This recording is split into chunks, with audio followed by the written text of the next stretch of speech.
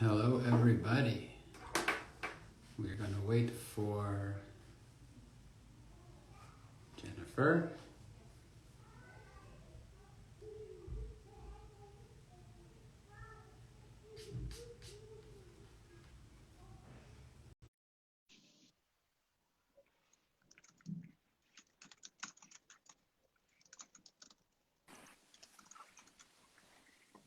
Jennifer, Hello.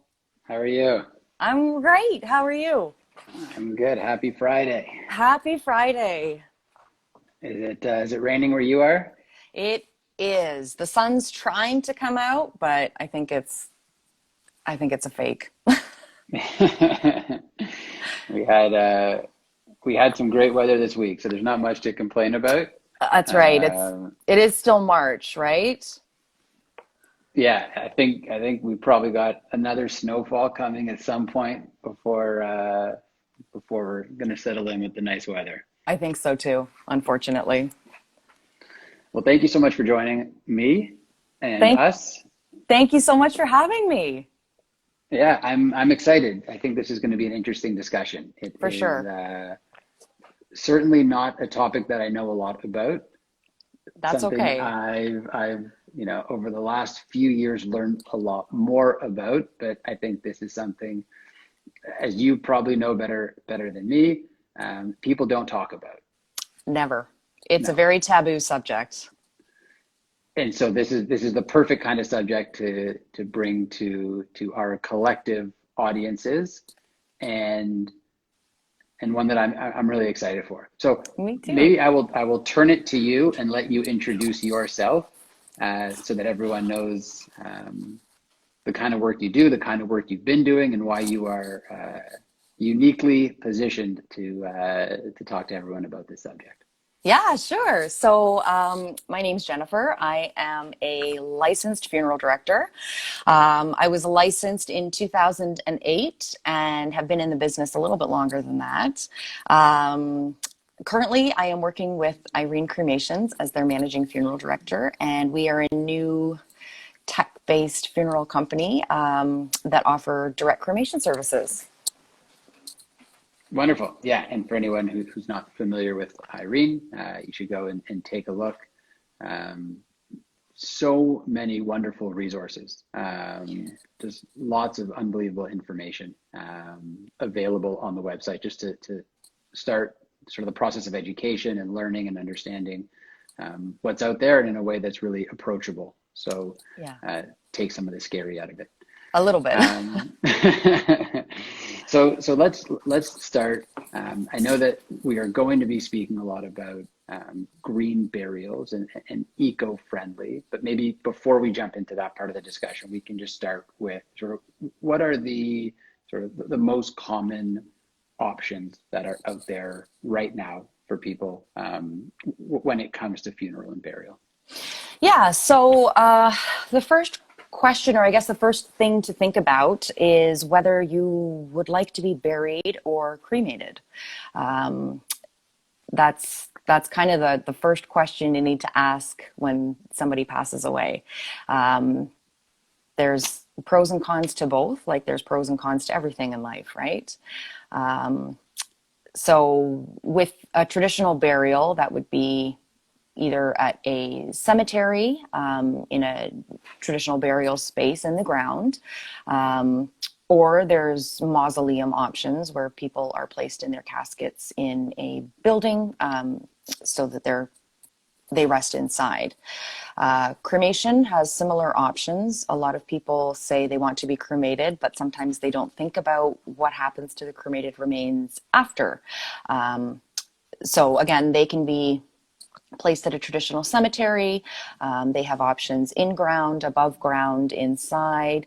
Some people like to scatter remains. Some people like to keep them at home. So there's a lot of choices out there for people. And in your 10 plus years in the industry, have you seen change? Have you seen people sort of moving towards one or away from one? Are there trends in that way? Yeah, I mean, cremation is definitely on the rise. It's something that you didn't see a whole lot of a long time ago. And in certain areas, you see more cremation than you do traditional burials. Out west, for example, BC area, their cremation rates are probably 70 to 80%. So yeah, most of the population is being cremated there. Here, it really varies. And then if you move further east to the East Coast, they do more traditional burials. So it kind of depends on where people are located. But at this point in this area, we are definitely seeing a rise with cremation rates. And so this may be an unfair question, or this may be a loaded question. Okay. But in your experience, what are the sort of the key factors that push people towards one as opposed to the other? Like with cremation on the rise right now, is there any particular thing that you attribute that to? So sometimes people think that it is more cost effective to be cremated, which it can be. But if you're looking to place the remains at a traditional cemetery and do a lot of memorialization options, it can be just as expensive as a traditional burial. So cost is definitely a factor. I think there's some cultural and religious aspects to it. A lot of specific cultures like to be cremated, whereas others prefer to be buried or entombed in a mausoleum. So those are definitely factors to consider too. Interesting. And with cost, you mentioned people. It can be a motivating factor on the belief that cremation is cheaper, and so that it can be the case. But you're saying sort of based on what else you sort of put with it, it's not necessarily the case. That's right. Yeah. So if you were looking to be cremated because you felt like it was a cost-effective choice, it can be the most cost-effective choice. Now, if you're adding on services in addition to that, and you're looking to purchase, a more expensive urn, and maybe you're planning on having the remains rest in a mausoleum at a cemetery, those things add up to cost. Right. And so I think tomorrow is Earth Hour, and I know that we've been doing a lot of reading here in terms of green burial options and eco-friendly. Again, this might be a loaded question or not one that's easily answered, but is one of these two options, burial or cremation, greener than the other? I would say it really depends on the choices that you make within the scope of that, right? So if you choose to have a traditional burial at a cemetery, there are green choices when you make that, okay? So depending on the casket that you selected to be buried in, whether there's an outer container or a vault associated with that. If the cemetery you want to be buried in has a green section, those are all things to consider. And with cremation, it's the same thing, right? So cremation does have a carbon footprint. There are emissions, obviously, with the process. So, depending on the choices you make after the cremation, whether you choose to maybe scatter the cremated remains instead of purchasing a plot at a cemetery, that could be a greener option. Interesting. And so, we at the beginning, we sort of mentioned that this is not something that people talk about enough or a lot. And it's understandable. It's not the kind of thing that people necessarily want to talk about over dinner. But in your experience, as far as pre-planning goes, as far as families that are having that conversation, as a funeral director, in your experience, how have you seen that play out? What percentage of people do you find have those conversations ahead of time, and how valuable is it to have the conversations ahead of time? I would say most people do not have that conversation seriously, either with their family members and loved ones or with the person who's going to be in charge after they pass away. So with their executor, for example. It's important to, at the very least, have the conversation, I think, and it is a weird conversation to have, but it is more awkward for a family or executor to try and make that decision afterwards when they don't know whether you wanted to be buried or cremated, if you wanted a traditional funeral at a church, or if you wanted more of a celebration of life at the golf club. These are all things that you can talk about with your family. You don't necessarily have to write them down and make it official, but at least if you start the conversation, people know where to turn when the time comes, right? It's a lot of decisions that need to be made in a very emotional time. And do you have people who come to you ahead of time to start that conversation? Like I know that there are now a lot of really good resources online, and there's an opportunity to learn. But do people sometimes need to have a discussion or a conversation with someone that has your experience to sort of lay out some of this stuff? I think it helps because we can kind of guide you in terms of what's feasible and what's not. Some people have great ideas, but when it comes to making those ideas happen, they might not necessarily be able to, right?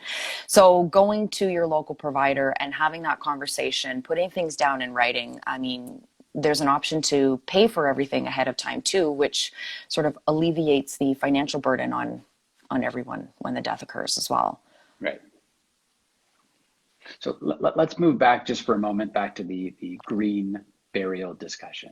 Yeah. And so what is a green burial? If someone is really motivated by a desire to be eco-friendly and green in that process, what are the steps? What are the things that people should know when it comes to a green burial? So a specific green burial is one thing, and making green choices is something else. So with a green burial, there's something called the Green Burial Society of Canada, and it's a great resource if anyone is really interested in doing that, to go online and check out their website.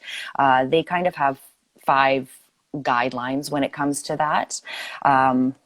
Things like no embalming, so the body of the deceased is not embalmed, no chemical treatment whatsoever. They want to encourage a direct earth burial, so whether that is shrouded in a organic material or placed into a casket that is entirely able to be decomposed, right? So there would be no sort of veneers on a wood, no nails or staples, glues, that kind of thing, right? And there are options available here in Canada for that. They're focused on eco-restoration and conservation. So it isn't something like a traditional cemetery where you would be able to go and visit and see the headstone or a monument and visit that person's grave, right? They want to keep everything as natural as possible. So they typically have limited visitations. They may place a natural rock or a naturally occurring tree close to where your loved one is buried, but it's not a space where you can go specifically to that site where they are resting. So they'll often do something like a communal memorialization where they might have a place where everybody's name is engraved in something. And they optimize their land use, right? So they restrict uses of pesticides and things like that. So those are kind of the major components of what a green burial is in Canada. Interestingly, we have no full green cemeteries here. We have hybrid cemeteries. So there are cemeteries available in a traditional sense that have green sections. Right. And so what you're saying in some senses, there's these principles of what a green burial is.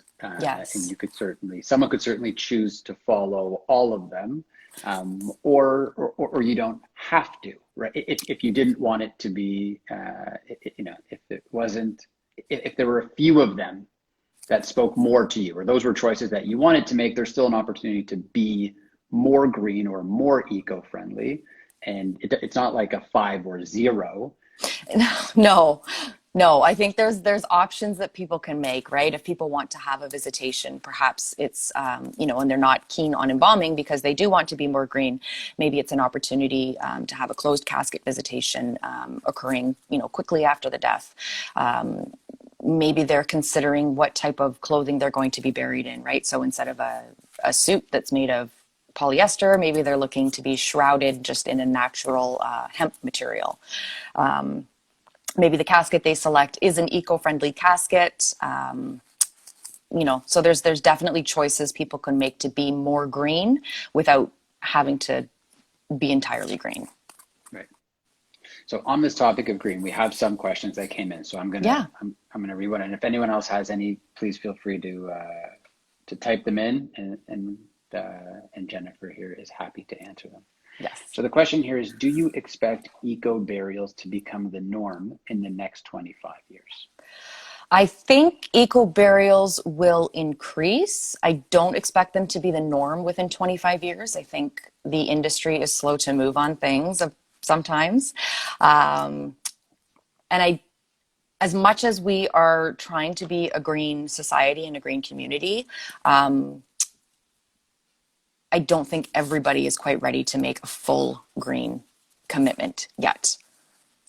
Yeah, I mean, I even sort of in, not in your shoes, just from the outside looking in, like I sort of agree with the fact that there are religious beliefs and traditions, and that there's ways that communities have been doing things for hundreds and thousands of years. And so, notwithstanding that there may be a desire to move somewhat more green, there are a lot of, as I said, religions and communities that will likely to continue to follow the way that they have been doing things. Yeah, and it's important to that community to stick with their traditions. It's something that they rely on, and yeah, it's important that they stick with those traditions. Right. And another question coming in, specifically to Irene. So does Irene have any plans to offer green disposition options in the future? We do, actually. So currently we offer a direct cremation service only, but we are looking to branch out, hopefully in the near future, into alkaline hydrolysis, or what's known as water cremation, which is very eco-friendly. It's a little more eco-friendly than a traditional cremation. And so is it a similar process in that sort of the I mean, this might not be the right phrasing, but that the end result is the same, but the process by which you get there is more eco-friendly? Yeah, that's exactly the way to put it. So the remains that you receive back after a cremation and an aquamation are very similar in that people refer to them as ashes, right? They're fine remains. So the process is different how to get there, but right, ultimately they end up very similar. Interesting. Well, that's great. I mean, it'll be nice to be able to offer that to people who are looking to find, as you said, a place to make greener choices. Yes, absolutely. Yeah, we're really looking forward to it. We've got another question here saying, can we talk about the environmental impact of cremation? I've heard one cremation is equivalent to 2 weeks of energizing a home. Yeah, so cremation is often seen as a more eco-friendly choice, and it can be if you're looking at, footprint value, right? But it definitely does use fuel, right? So there's a lot of carbon fuel consumption and carbon emissions that come along with cremation. I don't know statistically if it is equivalent to 2 weeks of energizing a home, but yeah, it does. It definitely creates emissions and uses fuels. Yeah, and so I mean, I think what you're saying is that there are in all of these options, there are, as you said, sort of there's the pros and the cons, so to speak, and then there's also the environmental impact, and there's the impact over a short period of time and the impact over a long period of time. And that's it. Yeah, and everyone's going to have to weigh those those things and come to a conclusion on where they stand. Yeah, and I think the more informed a consumer is, the better they are, right? So if you do your research and you find that you're thinking cremation is super eco-friendly, and then you do your research and you find out it's not as eco-friendly as you thought, then perhaps aquamation or alkaline hydrolysis is something that you want to consider. If you want to have a traditional burial but you're concerned about your footprint, then perhaps a natural burial choice is something that you want to think about. Mm-hmm. So I got another question here, and we touched on it a little bit, but I'll ask it because I'm sure there's more to the answer. So if someone does want to be cremated, what are some small choices that can be made to be more eco-friendly? So, depending on the provider you use, you may have choices in terms of what type of container or casket you're cremated in. So, they range from something very simple, cardboard material, all the way up to super extravagant, full solid mahogany caskets. So those are choices that you can make that will make a difference, kind of in the long run, right? So instead of using a solid mahogany casket for a cremation, maybe a cardboard container is the simpler and more economic and eco-friendly choice. Right. Interesting. I mean, it's certainly something that people don't talk about. They don't. They don't. And along with that, I mean, again, you want to consider what's going to happen with your remains after you're cremated, right? Do you want to rest at home? Do you want to be scattered in a natural setting? Or do you want to be at a cemetery that, in a mausoleum that is using energy and electricity on a daily basis? Right. And going back to the pre-planning discussion, in your experience, families that have had those discussions, is it a much different experience? Huge, huge, huge. Yes. So I have made arrangements with all kinds of different people in all kinds of different circumstances. When the person who's passed away has made the main decisions and paid for those main decisions, it takes so much off of their family members. There are still decisions that those family members are going to have to make, right? And I think it's important that they're part of making the decisions. But selecting the casket that you think your mom would like, or whether mom wanted to be buried or cremated, or whether dad wanted to be placed in a mausoleum. These are simple answers that you can give someone before the time comes. So it makes a really big difference. It's never an easy process for a family, but there's less decision making to be done and more time to be with your loved ones when someone's dead ahead of time. Yeah, and I wonder if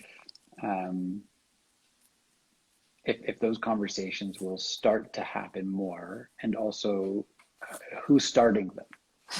And I wonder in your experience if you can see some of that, whether maybe it's the elderly person who has a really clear idea who's starting that conversation, or maybe now if it's the next generation who's saying, I need to know. I think this is in everyone's best interest for us to have answers to some of these questions. Yeah, and I mean, like we said before, people don't like to talk about it. They don't want to talk about it. When an event happens in somebody's life where perhaps something really traumatic or tragic has happened to someone in their circle, whether that's a neighbor or a friend of a friend, that's kind of what triggers conversations a lot of the time. Whether or not that conversation turns into planning or pre-arranging is entirely something else, but we don't think about it until we have to.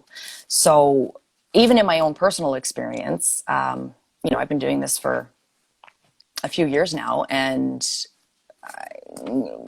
my parents very recently only told me they wanted to be cremated, where I'd been asking them for a long time, right? So it is an awkward conversation to have, but it's an important conversation to have. I think it's scarier to think that our loved ones will be making these decisions without any input than having a 10-minute conversation over dinner, like, oh, hey, mom, do you want to be cremated or buried, or what are your thoughts on this? Right. And when it came to your parents, do you think that they didn't know, or that they knew and they didn't want to talk about it? Honestly, I don't know. Because I'd bring it up, right? I mean, I would bring it up in conversation, and the conversation would kind of go, well, I don't know, whatever you want. Well, it's not, totally up to me, right? I mean, I want to have this conversation. So if I know that you are scared of being cremated, that I won't go forward with that, right?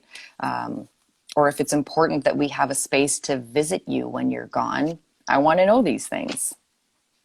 So, it's really fascinating, because this is what you do, which means that it conceivably could be part of dinner conversation in a way that it wouldn't be for other families, right? Yeah, That if fair we're enough. having That's dinner fair. and someone was just asking like, how was your day? How was your week? That like, this is a topic that would be sort of more ordinary. And even in this situation, your parents still, it sounds like, it took them a really long time to have that conversation. So Absolutely. it's very understandable that there's lots of families where this never comes up, For where sure. it's a real difficult thing to get to that place. It really is. Yeah, absolutely. But it's so important. I mean, it's going to happen to everyone, Right. right? Nobody has thought of any other way out here except Right. death. Um, we make a lot of plans when it comes to birthday parties and weddings and, showers. But this is something that's just totally taboo and untalked about. And I think it's really important. Absolutely. I mean, we see the same thing on the estate planning side. So, like you said, Absolutely. there's lots of lawyers out there, lots of estate planning lawyers who do this professionally and don't have wills, and they spend. I mean, a lot of financial advisors that we speak to who spend a lot of time talking to their clients about wills and telling them Yep. how important it is to get them, and then they sort of say to us, they don't tell anyone, but I don't have my will, and so Yeah, it's a hard thing for people to do, or at least it is. it was maybe. It Maybe that's was, the but optimism speaking. Uh, a lot of people still die without wills, right? And that's really complicated on my side, and I imagine it's even more complicated on your side. yeah, absolutely. I mean, the statistics are out there. It's more than 50% of people that don't have them, and like you Wow. said, everyone is going to die. The end is the same for everyone, and That's no it. one knows when that's going to happen. And so, this thought that you will wait and just do it, and in your case, or it's wait to have that conversation until it's moments before. We just, we don't have the luxury of knowing those things. And so That's um, now is a better time than never to start a conversation or start your planning and take some steps. And if those wishes or opinions or feelings change over time, you go back and you have another conversation. Or in the case of your will, you do your will to reflect your wishes today. And when your wishes change, you go back and you change your will. And right. it's better than doing nothing. That's it, Um, right? Nothing is set in stone, but at least there's a guiding path for people. Absolutely. And are there any resources that you would point people to whether it's education based or whether it's sort of help starting conversations? Like, are there any places that you have found that are really good? Yeah, I mean, I think it's important for consumers, first of all, to know their rights as consumers in the industry. So we are governed by what's called the Bereavement Authority of Ontario. They have a great website that talks about pre-arranging and different options. And honestly, speak to your local provider, ask questions. You can ask questions without purchasing anything, right? So yeah, feel free to reach out to your local provider or send us a message on Instagram, and we'd be happy to answer any questions that anyone has. Wonderful. And just sort of I see we're just about out of time, but with respect to Irene, what is the process like for someone? Who is the consumer? What's the journey like? So we try to take something that's often seen as complicated and make it as simple as possible.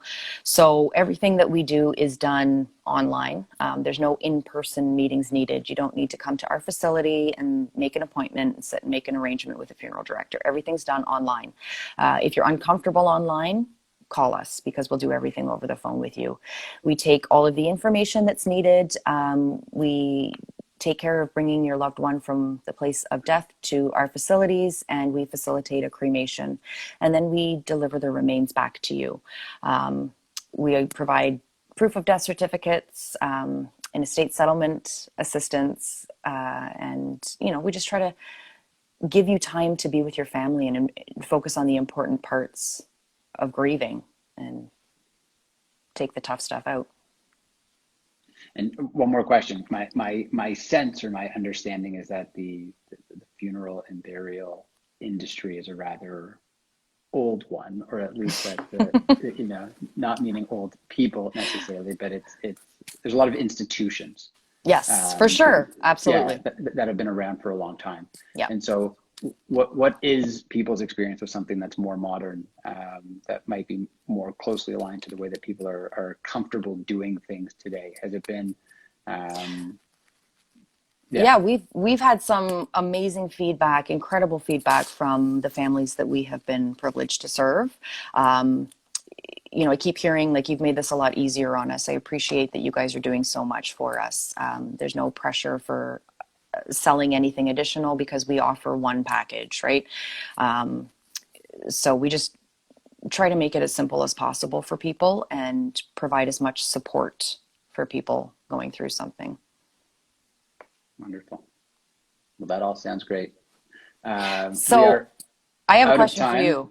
Sure. Okay. No, go ahead. Go ahead. There's no real time limit. Okay. So my only question for you after all of this discussion is, are you wanting to be buried or cremated?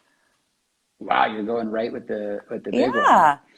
Yeah. So for me, I mean,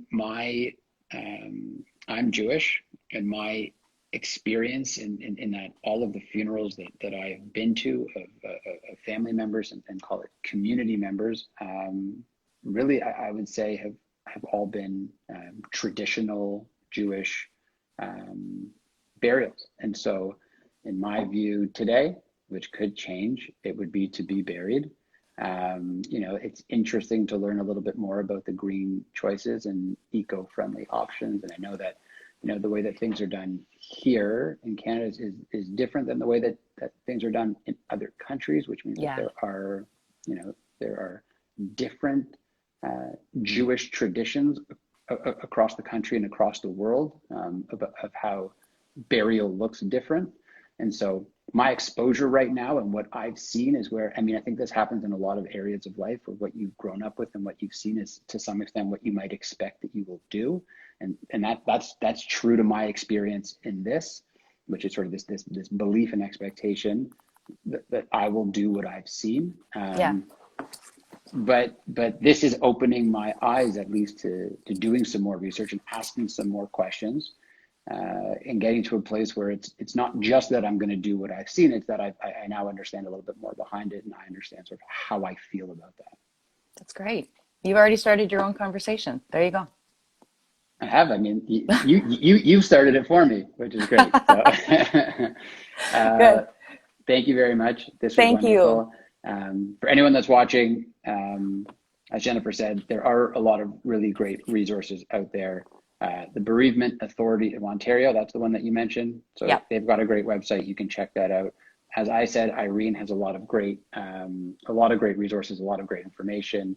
On Epilogue as well, we've got a lot of information around pre-planning and the importance of wills, and some content around this stuff, around funerals and burials. And